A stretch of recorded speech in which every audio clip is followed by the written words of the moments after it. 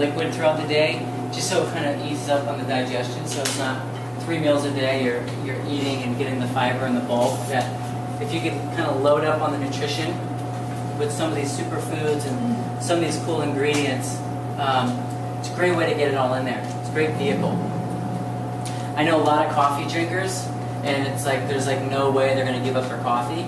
But if I make them this, and you take coffee as the base instead of the tea, then you add some superfoods. You could add, like reishi's good to kind of calm down the effects of the coffee.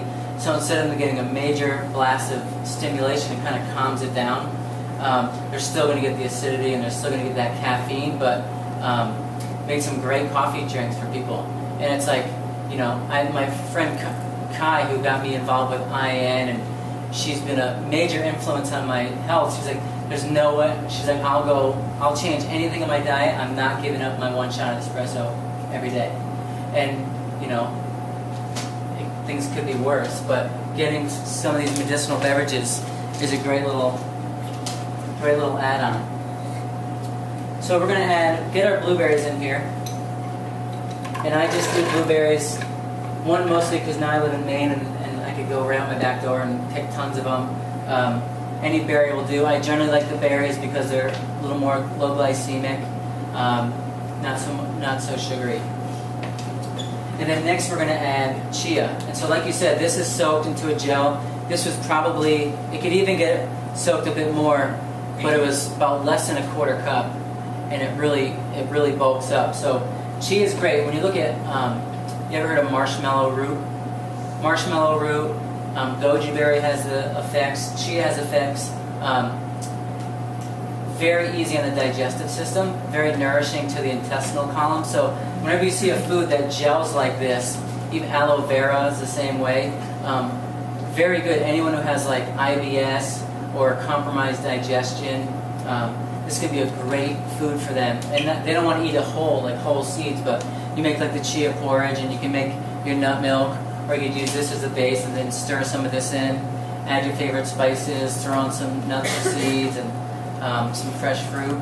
Great way to another way to get a meal, and that's very easy on the system. So, chia's great. I was just reading last night, I was kind of just looking up chia, and they said, you know, it's kind of native to South America. They said soldiers would be able to travel over 24 hours on 1 tablespoon of chia. So it's definitely a true energy food. It's a complete protein. I had one little stat. That's fine. You put the chia just in water, and that's what. Yeah. Yep. I mean, basically, a couple tablespoons will soak up about a cup of water. So you don't have to, you don't have to just like take a little bit of chia and dump tons of water. You add some in there, it'll thicken up really quickly. Add a little bit more. Add a little bit more. I'll take a jar and just get a big, thick kind of goop, and I'll leave it in the fridge. It'll last probably upwards of a week without going bad, turning. And so then every day I make a drink. If I don't want to drink it at a particular time, I'll just eat a scoop or stir it into something just to get it in. And it's, highest percentage of polyunsaturated fatty acids of all crops. So definitely, as far as a crop goes, super high in omega-3s. Just brain food, really awesome. Have you ever sprouted?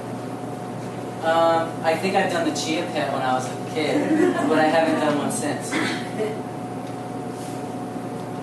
And obviously, chia is going to turn this drink really thick as it sits over time. It's going to start to thicken even more. So it makes it thick without being so rich and fatty, like if you were to add like a nut butter or nuts to the drink.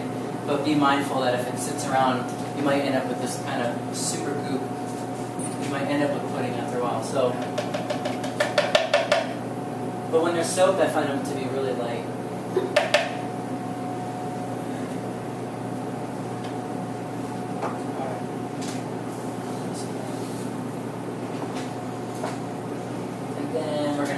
Salt.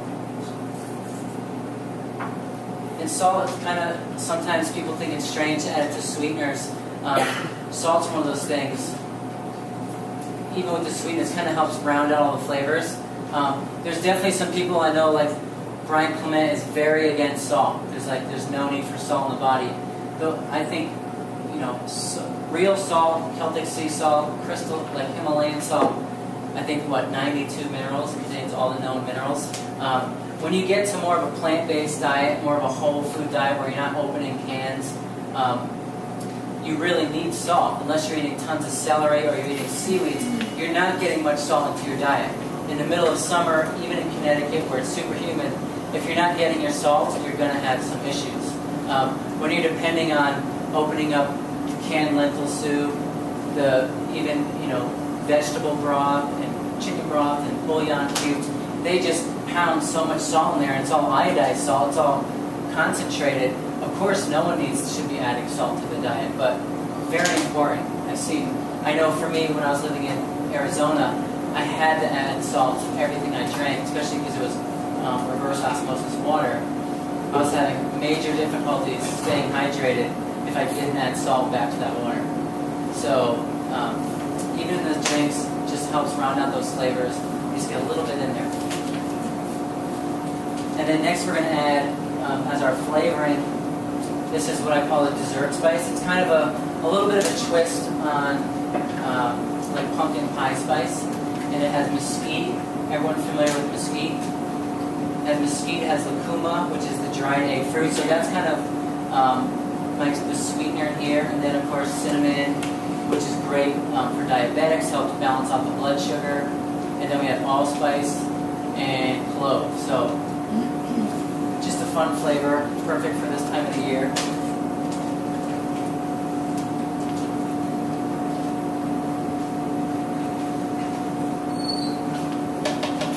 That blend. And then time for the sweetener. Anyone have a preference? What we go with? Honey? Alright.